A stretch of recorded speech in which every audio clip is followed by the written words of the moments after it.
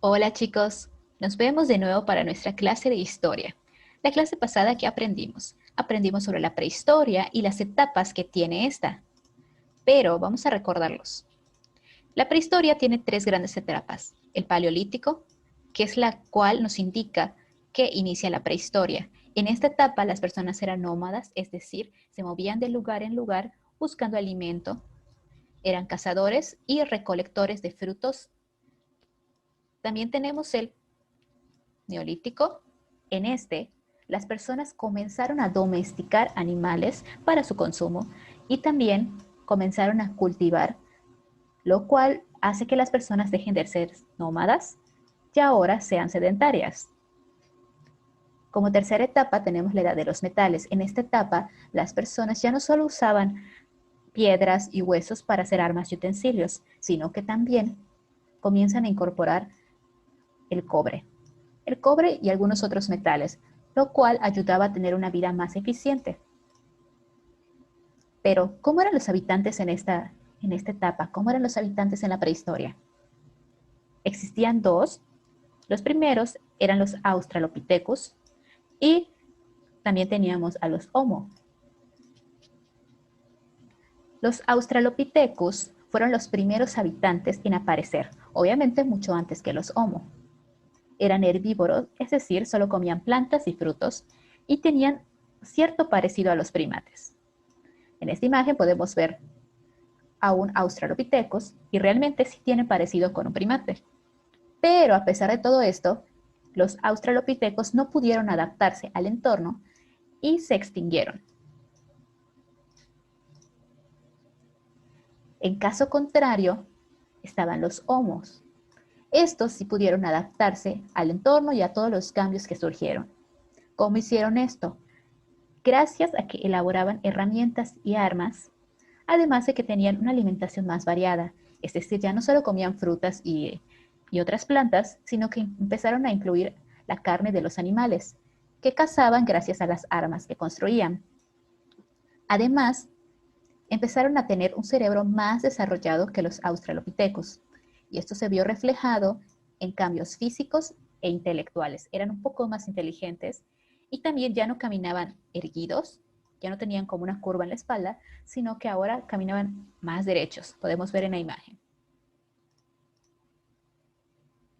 Los homos tuvieron ciertas características que los subdividieron en grupos. Tenemos a los habilis, a los erectus, los sapiens y a los neanderthalensis. El Homo sapiens sapiens fue el único que no se extinguió de todos esos.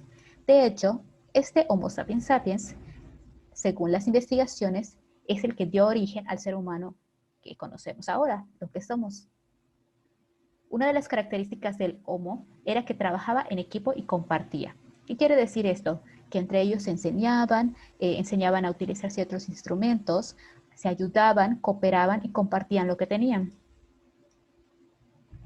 Entonces, en resumen, ellos caminaban erguidos, tenían cerebros más desarrollados que los primates y tenían pulgares. Les ayudaba a agarrar y a manejar más fácilmente las herramientas. Pudieron fabricar instrumentos y armas para recolectar, cazar y pescar.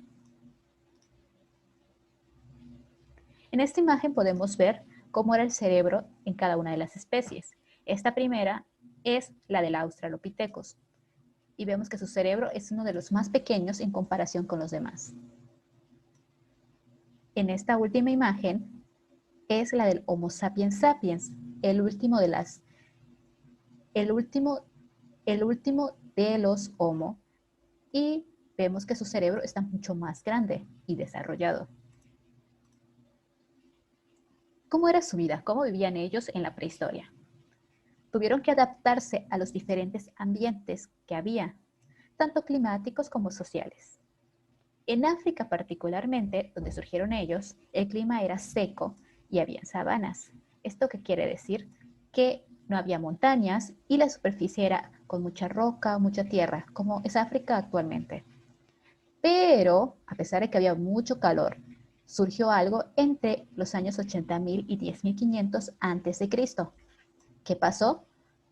Hubieron cambios climáticos que ocasionaron glaciaciones y un descenso en la temperatura. Es decir, pasaron de tener mucho calor y estar en temperaturas calientes a estar a temperaturas frías y glaciales.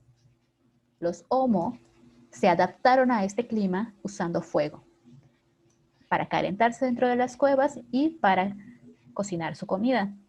También utilizaron las pieles de los animales para abrigarse, a diferencia de los australopitecos que no pudieron hacer esto y se extinguieron.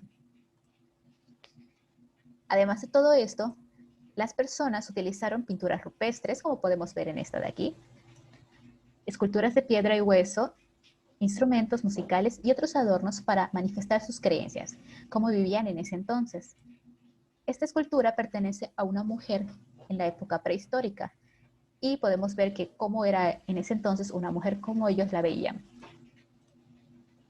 En resumen, tenemos que los australopitecos fueron los primeros habitantes de la Tierra. Eran herbívoros, solo comían plantas y frutos, y se extinguieron por no poder adaptarse a todo el entorno. Mientras que los homos sí se adaptaron gracias a su alimentación variada, incluyendo carne y frutos. Tuvieron un cerebro más desarrollado que los ayudó a poder construir instrumentos tanto de caza como para que los ayudaron a construir alimentos.